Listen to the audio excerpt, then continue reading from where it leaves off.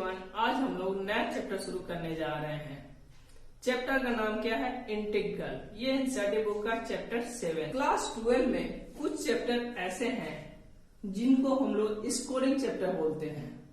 उसमें से ये एक चैप्टर पढ़ता है। स्कोरिंग चैप्टर करने का मतलब क्या है कि इस चैप्टर से हम लोग मैक्सिमम से मैक्सिमम नंबर पा सकते हैं। देखो, अगर अच्छी तरह से कॉन्सेप्ट के साथ अगर प्रैक्टिस किया जाए तो इससे 99% चांस रहता है कि इस चैप्टर से जो भी सवाल पूछा जाता है आप लोग कर पाइएगा। तो इस चैप्टर को करने के लिए सबसे पहले माइंड में क्या होना चाहिए, मुझे क्या जरूरी है इस चैप्टर को करने के लिए। इस चैप्टर को करने के लिए जैसे डिफरेंशिएशन में डिफरेंशिएशन का सारा फॉर्मूला याद करना पड़ता था, इस तरह इंटीग्रल इस चैप्टर को करने के लिए इस चैप्टर में जितना फॉर्मूला है उसको आप लोग को याद कर लेना है। फॉर्मूला याद रहेगा तो इस चैप्टर का सवाल आसानी से, थोड़ा सा ट्रिक यूज करके हम लोग आसानी से बना सकते हैं। इस चैप्टर में कुछ ऐसे सवाल हैं, आप लोग को फॉर्मूला याद रहेगा, आप लोग को कॉन्सेप्ट पता रहेगा, तो एक सवाल को 2 से 3 मेथड से बना सकते हैं। तो चलिए इस चैप्टर के बारे में कुछ मेन इंपॉर्टेंट कॉन्सेप्ट को समझ लेते हैं। सबसे पहले मैं शुरू कर रहा हूं इंटीग्रल, इसके सिंबल से। जैसे हम लोग डिफरेंशिएशन में डिफरेंशिएशन को कैसे रिप्रेजेंट करते हैं, सिंबल क्या था? ddx। मतलब कहते थे differentiating with respect to x। जैसे मुझे अगर कोई फंक्शन दिया गया है sin x, मान लीजिए इस sin x फंक्शन का अगर डिफरेंशिएशन करना है विथ रेस्पेक्ट टू x, मतलब ddx ऑफ sin x। इसका हम लोग को फॉर्मूला पता है, sin x का डिफरेंशिएशन क्या होता है? cos x। क्लियर? इसी तरह इंटीग्रल का सिंबल क्या है? इंटीग्रल। ये इंटीग्रल का सिंबल है, पर ये सिर्फ मुझे इंटीग्रल बोलने से कोई मीनिंग नहीं है। जैसे मैं डिफरेंशिएशन बोलूं d with respect to ddx ना बोलूं तो कोई मीनिंग नहीं निकलता है। इसी तरह इंटीग्रल का सिर्फ इंटीग्रल बोलने से कोई मीनिंग नहीं निकलेगा। इसको मुझे बोलना पड़ेगा integral with respect to x। चाहे यहाँ पर जैसा फंक्शन रहेगा उसके हिसाब से हम लोग बोलेंगे विथ रेस्पेक्ट टू समथिंग। तो यहाँ पर ये सिंबल हुआ इंटीग्रल का। अब मान लीजिए मुझे sin x फंक्शन का ही इंटीग्रल करना है, integral with respect to x। तो इस फंक्शन को कैसे रिप्रेजेंट होगा? इंटीग्रेशन इस फंक्शन को अंदर डालेंगे sin x dx। ये टोटल रिप्रेजेंटेशन होगा integral of sin x with respect to x। और इसका फॉर्मूला होता है, फॉर्मूला आप देखिएगा तो मिल जाएगा। इसका फॉर्मूला होता है cos x प्लस c देंगे। c क्यों देंगे वो बाद में आगे हम लोग डिस्कस कर रहे हैं। क्लियर? तो सिंबल जैसे इंटीग्रेशन, इंटीग्रल का सिंबल ये है, किसके रेस्पेक्ट में? x के रेस्पेक्ट में। इसको हम लोग बोलेंगे इंटीग्रल ऑफ sin x, जो भी फंक्शन हो विथ रेस्पेक्ट टू x। चाहे मैं बोलूंगा integrating sin x with respect to x, ऐसे भी बोला जा सकता है। अब समझते हैं कि इंटीग्रल को हम लोग एंटी डेरिवेटिव भी बोलते हैं। इंटीग्रल को हम लोग एंटी डेरिवेटिव, इंटीग्रल को एंटी डेरिवेटिव भी बोला जाता है। तो थोड़ा सा समझते हैं क्यों इसको एंटी डेरिवेटिव बोलते हैं। मान लीजिए मेरे पास कोई फंक्शन दिया है, मान लीजिए sin x ही दिया है, इसका मैं डिफरेंशिएशन कर रहा हूं ddx, मतलब ddx ऑफ sin x। मुझे क्या मिला? cos x, ये ना। तो मैं ये वाला हटा दिया, sin x का डिफरेंशिएशन किया तो मुझे क्या मिला? cos x।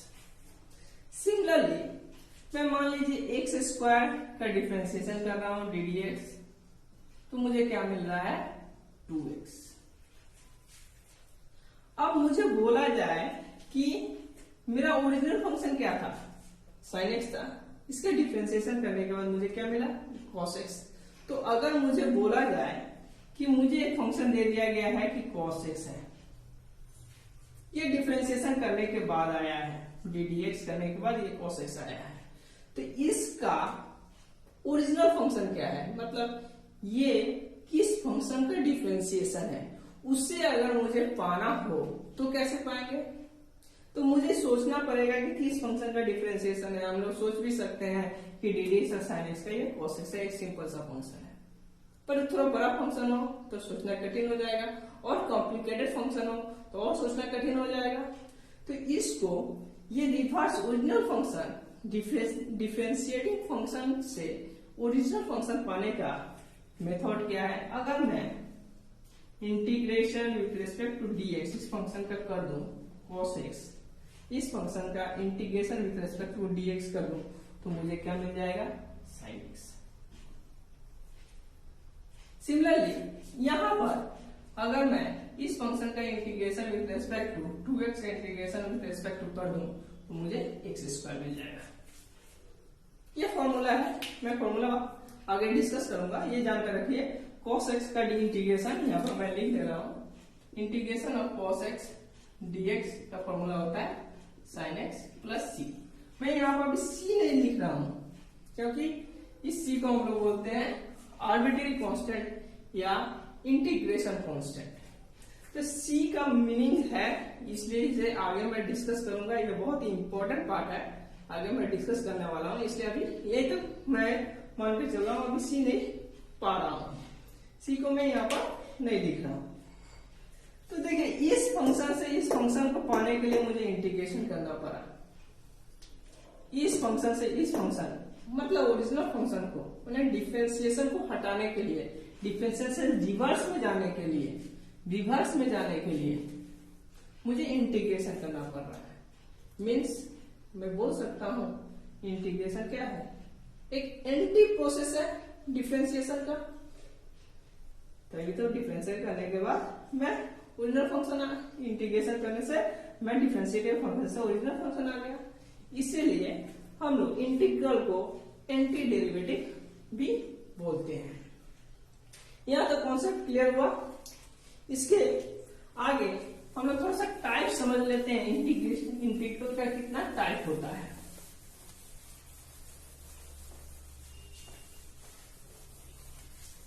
Types of integral, ये इंटीग्रल है तो इसमें हम लोग जनरली दो टाइप के इंटीग्रल पढ़ेंगे, और दो टाइप के इंटीग्रल होते हैं। क्या? एक इंडेफिनिट इंटीग्रल, डेफिनिट इंटीग्रल, दूसरा डिफिनिट इंटीग्रल।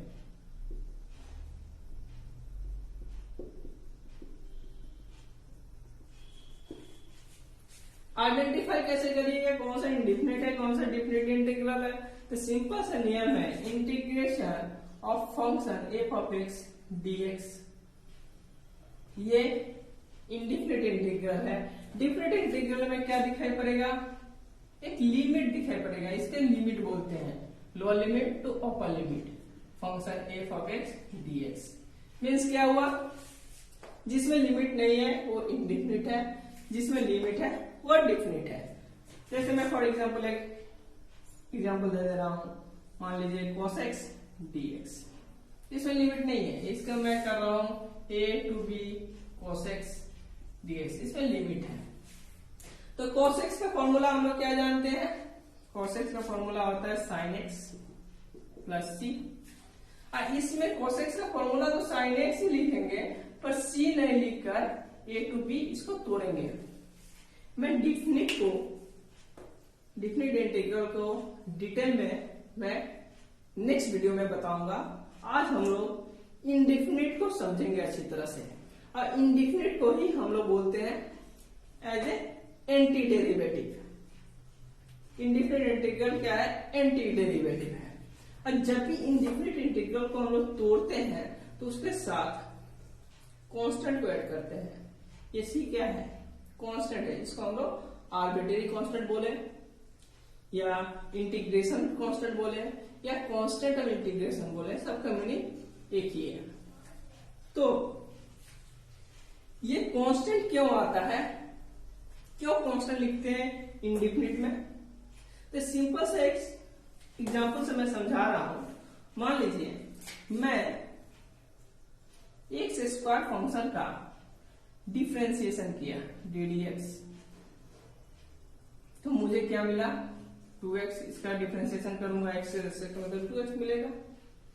अब मैं मान लीजिए एक्स स्क्वायर प्लस 5 का डिफरेंशिएशन किया ddx, तो मुझे क्या मिलेगा, इसका भी डिफरेंशिएशन 2x ही मिलेगा, जबकि मेरे पास 5 कांस्टेंट है, 5 का डिफरेंशिएशन कांस्टेंट का डिफरेंशिएशन 0 हो जाता है। क्लियर? यानी अब देखिए, अब इंटीग्रेशन के बारे में सोचिए। हम लोग जानते हैं इंटीग्रेशन क्या है, डिफरेंशिएशन डेरिवेटिव का एंटी प्रोसेस है। तो अगर मैं यहाँ पे इंटीग्रेशन करूं dx इस फंक्शन का, तो मैं क्या लिखूंगा, एक्स स्क्वायर भी लिख सकता हूं। और एक फंक्शन के एग्जाम्पल देते हैं, एक्स स्क्वायर प्लस 5 3 दे दूं, उसका भी डिफरेंशिएशन ddx क्या हो जाएगा 2x। तो एंटी प्रोसेस में अगर मैं जा रहा हूं यहाँ पर 2x का डिफरेंशिएशन करूं, एंटी प्रोसेस में मैं जाऊंगा तो मुझे क्या मिलेगा, एक्स स्क्वायर ही मिलेगा। इसका एंटी प्रोसेस में जाऊंगा तब भी मुझे एक्स स्क्वायर ही मिलेगा अगर मैं कांस्टेंट ना लिखूं। पर इसके लिए भी इसका डिफरेंशिएशन 2 है, इसका भी डिफरेंशिएशन 2x है, इसका भी डिफरेंशिएशन 2x है। तो इंटीग्रेशन को हम लोग जानते हैं, ये प्रोसेस ऑफ एंटी प्रोसेस होता है डिफरेंशिएशन का। तो मुझे जब भी मैं यहां से जाऊं तो ये फंक्शन मिलना चाहिए, फिर इससे जाऊं तो ये फंक्शन मिलना चाहिए, इससे जाऊं ये फंक्शन मिलना चाहिए। पर मैं 2x से इंटीग्रेशन से जाऊंगा तो मुझे एक्स स्क्वायर ही मिलेगा।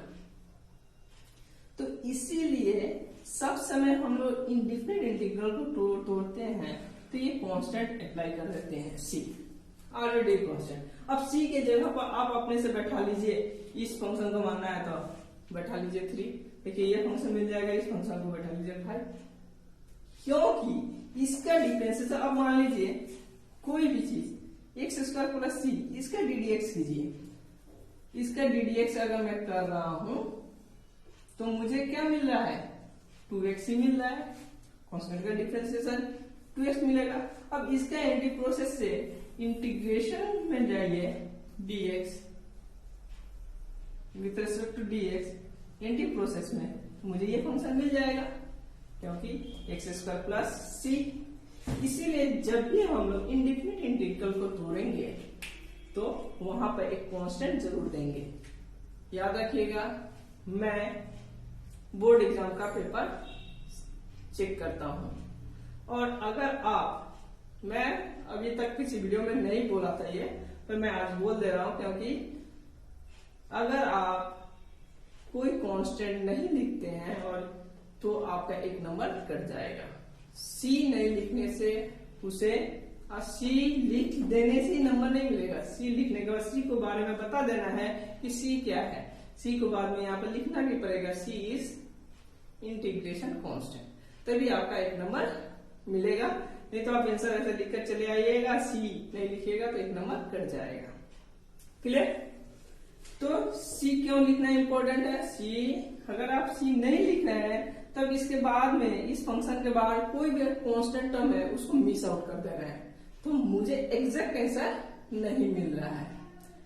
पर लिमिट डिफिनिट इंटीग्रल का केस अलग है, वो मैं जब डिफिनिट इंटीग्रल डिस्कस करूंगा तो उस वीडियो में इसके बारे में सारी बात करूंगा। ठीक है, अब कुछ डिफिनिट इंटीग्रल का, कुछ इंडिफिनिट इंटीग्रल का प्रॉपर्टी को जान लेते हैं।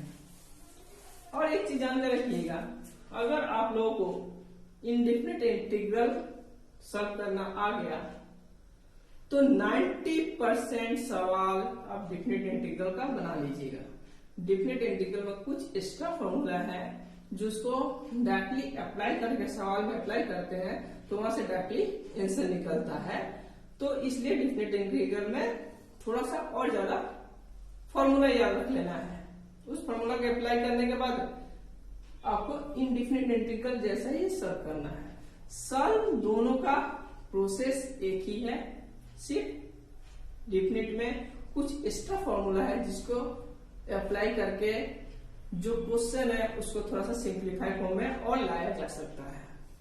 जब सवाल बनाएंगे चैप्टर वाइज चैप्टर सॉल्व करूंगा तो आप लोग का सारा कॉन्सेप्ट क्लियर होगा, आप लोग का एक भी डाउट नहीं रहेगा। तो कुछ प्रॉपर्टी जान लेते हैं। अब मान लीजिए मुझे एक फंक्शन है एफ ऑफ इंटीग्रेशन ऑफ, मुझे दो फंक्शन दिया है f of x plus g of x, इसका इंटीग्रेशन करना है डीएक्स, दो का फंक्शन सम में है। तो जैसे डिफरेंशिएशन में हम लोग तोड़ देते थे, इसको भी integration f of x dx plus integration g of x dx तोड़ सकते हैं। पहला प्रॉपर्टी, मतलब मैं एक एग्जांपल से दिखा दूं, मुझे दिया x प्लस साइन एक्स का इंटीग्रेशन निकालना है, ठीक है। तो इसका डायरेक्टली इंटीग्रेशन अगर मुझे नहीं निकालना है जल्दी से, मैं एक बार में तोड़ सकता हूं, जब प्रैक्टिस हो जाएगा तो आप एक बार में ही तोड़िएगा। पर इसको मैं कैसे तोड़ सकता हूं, x dx plus integration sine x dx। Clear? ये पहला प्रॉपर्टी था। प्रॉपर्टी अधिक नहीं है, दो तीन ही प्रॉपर्टी है। दूसरा प्रॉपर्टी ये ध्यान देने वाला बात है, अगर कोई भी कांस्टेंट हो किसी फंक्शन के साथ dx इंटीग्रेशन, तो याद रखिएगा उस कांस्टेंट को मैं इंटीग्रेशन से बाहर निकाल सकता हूं, g of x dx। Constant को इंटीग्रेशन से बाहर निकाला जा सकता है। करने का मतलब मान लीजिए मुझे इंटीग्रेशन दिया 2x स्क्वायर dx का इंटीग्रेशन करना है, तो मैं 2 को बाहर निकाल दिया, x स्क्वायर dx को अंदर रखा। क्लियर? दूसरा फॉर्मूला, तीसरा प्रॉपर्टी फॉर्मूला थर्ड प्रॉपर्टी, अगर मैं ddx of integration f of x dx इसको तोड़ू तो सिंपल सा f of x plus c हो जाएगा। देखिए कैसे, मान लीजिए ddx को मैं अंदर लेकर चला, integration ddx of f of x dx, ठीक है। इस dx से ये dx कर जाए, काटेंगे नहीं, आप लोगों को समझाने के लिए मैं ऐसे काट रहा हूं, पर काटा नहीं जाता है, ध्यान रखिएगा। समझाने के लिए ये dx से dx कट गया, और d क्या है, ये इंटीग्रेशन क्या है, एंटी डेरिवेटिव, और डेरिवेटिव ही तो d होता है, d से इंटीग्रेशन कट गया, मुझे क्या आएगा f ऑफ x। इंटीग्रेशन जब भी टूटता है तो कांस्टेंट तो देना जरूरी है, समझा ही दिया, पहले समझा दिया था, f of x plus c। Indefinite integral जब भी तोड़ेंगे तो कांस्टेंट देंगे, ये सब समय याद रखिएगा, ठीक है। अब कुछ प्रॉब्लम को डिस्कस कर लेते हैं। देखिए, अगर मुझे बोला कि cos x फंक्शन है, इस फंक्शन का एंटी डेरिवेटिव निकालो, इस फंक्शन का एंटी डेरिवेटिव निकालो, और मुझे कुछ नहीं बोला तो मैं डायरेक्टली इसका इंटीग्रेशन लगाऊंगा, डीएक्स के रेस्पेक्ट में निकाल दूंगा। इसका हम लोग फॉर्मूला जानते हैं साइन एक्स प्लस सी। पर अगर मुझे बोला cos x फंक्शन है, इस फंक्शन का एंटी डेरिवेटिव निकालो by method inspection. Method inspection करने का मतलब आपको इंस्पेक्ट से बोलना पड़ेगा ये किसका डेरिवेटिव है, इसका एंटी डेरिवेटिव निकालना है। मतलब ये फंक्शन किस फंक्शन का डिफरेंशिएशन है वो आपको सोच कर बताना पड़ेगा, इंटीग्रेशन से नहीं।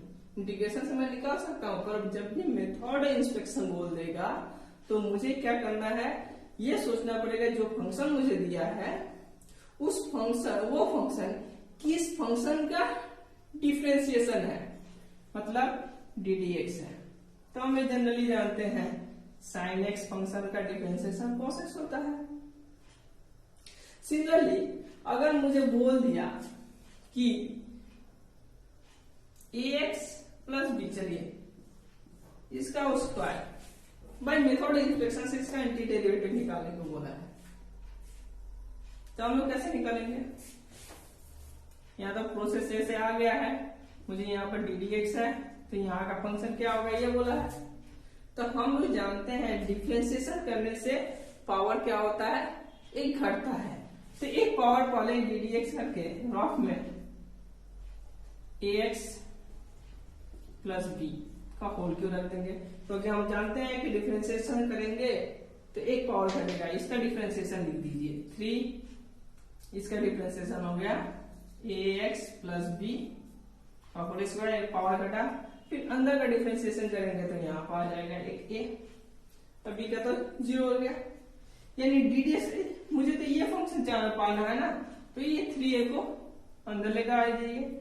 ddx ऑफ यहाँ से 3a को मैं अंदर ढुका दिया, यानी 1/3a ax प्लस बी का होल क्यूब, यानी यहाँ पर ax प्लस बी का होल स्क्वायर। देखिए इसका डिफरेंशिएशन करके देखिए यही वाला आ जाएगा। तो सिंपल से जो फंक्शन है थोड़ा सा सोचेंगे, इंस्पेक्ट करेंगे कि ये किसका डेरिवेटिव हो सकता है। पावर 2 है तो एक पावर बढ़ा लेंगे। क्लियर? तो ये कॉन्सेप्ट था इंटीग्रल, या मैं बोलूं ये कॉन्सेप्ट था इनडिफिनिट इंटीग्रल का। डिफरेंट इंटीग्रल को हम लोग डिफरेंट इंटीग्रल जब पढ़ेंगे तब इसके बारे में टोटल डिस्कस करेंगे। क्लियर? Thank you.